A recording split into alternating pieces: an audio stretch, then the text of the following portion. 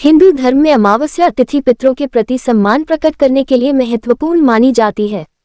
मत्स्य पुराण के अनुसार अमावस्या तिथि का नाम अमावसु पितर के नाम पर रखा गया है। पंचांग के अनुसार अभी वैशाख का महीना चल रहा है। हर मास अमावस्या तिथि पड़ती है। ये तिथि विशेषकर पितरों को समर्पित होती है। इस दिन पितरों के निमित्त श्राद्ध, तर्पण और पिंडदान आदि किए जाते हैं, जिससे पितरों को तृप्ति मिलती है।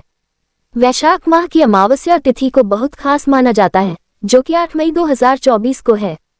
मान्यता है कि वैखाश अमावस्या पर शाम के समय दीपदान करना चाहिए। इससे अकाल मृत्यु का भय नहीं रहता। पितरों का पर्व है अमावस्या तिथि। अमावस्या के दिन स्नान, दान, व्रत और पूजा पाठ का महत्व है, लेकिन पितरों के लिए ये तिथि विशेष महत्व रखती है। अमावस्या को पितरों का पर्व कहा जाता है, क्योंकि इसी तिथि में पितृ अमृतपान करते हैं और पूरे माह संतुष्ट रहते हैं। ऐसी भी मान्यता है कि अमावस्या तिथि पर सूर्यास्त के बाद वायु के रूप पितृ घर की चौखट पर रहते हैं, क्योंकि पितृ अपने परिजनों से श्राद्ध व तर्पण की इच्छा रखते हैं। इसलिए अमावस्या के दिन पितरों के निमित्त श्राद्ध, तर्पण या पितृ पूजन जरूर करना चाहिए। इससे पितरों को मोक्ष की प्राप्ति होती है और पितृ प्रसन्न होकर परिवार वालों को सुख समृद्धि का आशीर्वाद देते हैं। अमावस्या पर अमृतपान करते हैं पितृ।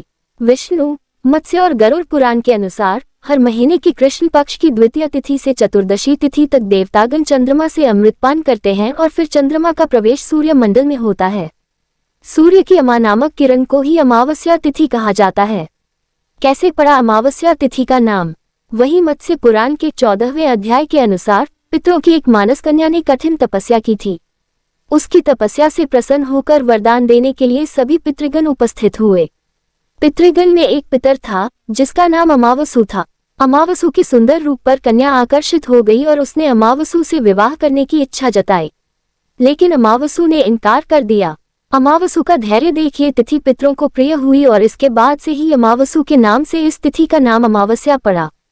वैशाख अमावस्या की कथा। वैशाख अमावस्या से जुड़ी पौराणिक कथा के अनुसार धर्मवर्ण नाम का एक ब्राह्मण था। उसने किसी महात्मा के मुख से सुना कि घोर कलयुग में विष्णु जी के स्मरण से अधिक पुण्य किसी अन्य काम में नहीं होगा। जैसा पुण्य यज्ञ से मिलता है, उससे कहीं ज्यादा पुण्य केवल श्रीहरि की सुमिरन मात्र के मिल जाएगा। धर्मवर्ण ने महात्मा की इस बात को आत्मसात कर लिया और सांसारिक जीवन छोड़कर भ्रमण के लिए निकल पड़े। भ्रमण करते हुए वो पितृलोक पहुंच गए। धर्मवर्ण ने देखा कि पितृलोक में पितृ बहुत कष्ट में हैं। पितरों ने बताया कि उनकी यह स्थिति धर्मवर्ण के संन्यास के कारण हुई, क्योंकि अब उनके लिए पिंडदान करने वाला कोई नहीं है। पितरों ने धर्मवर्ण से कहा कि तुम गृहस्थ जीवन की शुरुआत करो और संतान उत्पन्न करो, जिसके पिंडदान से हमें तृप्ति मिले। धर्मवर्ण ने पितृगण को वचन दिया कि वह ऐसा ही करेगा। इसके बाद धर्मवर्ण ने गृहस्थ जीवन की शुरुआत की और वैशाख अमावस्या पर विधि विधान से पितरों का पिंडदान कर उन्हें कष्ट से मुक्त कराया।